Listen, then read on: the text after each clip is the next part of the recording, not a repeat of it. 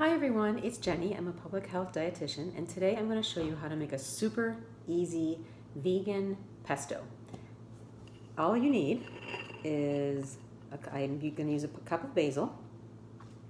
I'm going to use 2 tablespoons of nutritional yeast, 2 cloves of garlic. I'm going to do probably 2 tablespoons of sun-dried tomatoes, right there, and a half a cup of walnuts. I'm using walnuts because they're cheaper than pine nuts, and although pine nuts taste great, they're really expensive. So walnuts work perfectly in this. And then if you don't want to make it vegan, you can always add Parmesan cheese instead. And just put in like a chunk, how much Parmesan cheese you want. So this is really super easy. All you do is get your food processor. I have this big giant one right here, but you can also use a small one. I have a small one here as well, but I think this one will work a little better. So I'm going to put my walnuts in, and my garlic, and my basil, and just chop that around. I'm going to kind of do those first. Just kind of get those a little bit chopped up.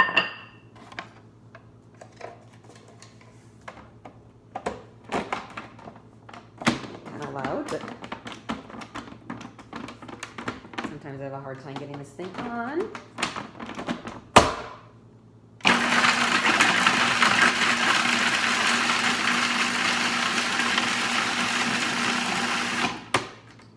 So just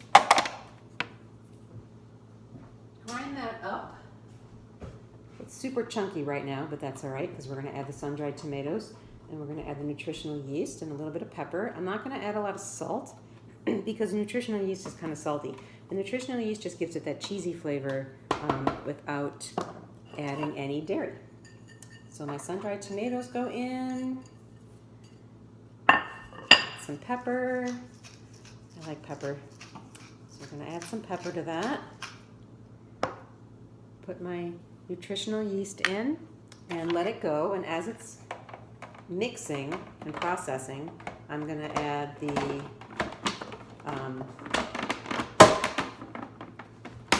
olive oil. And this is not going on here. Sometimes it does not want to cooperate. There we go.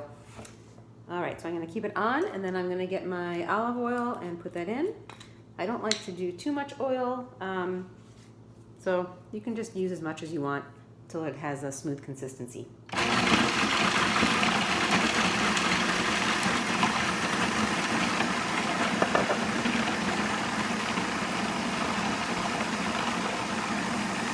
probably wind up putting in about a quarter cup at first.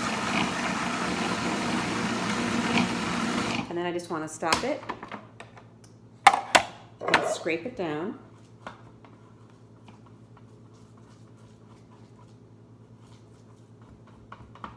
And right now it kind of looks like this. So it's a little bit on the chunky side, which I actually like because it gives it a little texture. So I'm not going to add any more oil, but you certainly can if you want it smoother. So that is the pesto. I'm going to take it out of here. One thing I like about this food processor is I can go and use the smaller portion of it and not have to get this whole big thing dirty in the larger cup size. There's different cup sizes, so this is my pesto, and it looks a little funny right now, but it tastes great. You always want to taste it to see. Nope, perfect. Because that nutritional yeast gives it that salty, cheesy flavor without adding any extra fat in there, because you've got the healthy fats from the walnuts and the olive oil. So here is my finished pesto. I'm just putting it into a little pile there. So that's what it looks like. Of course, you can use it on pasta, you can use it with farro, you can use it, I actually like to roast spaghetti squash, I forgot what this was called, a spaghetti squash, and just use it as the pasta and put it over veggies. And sometimes I just saute zucchini, some other veggies, you can add it to a red sauce.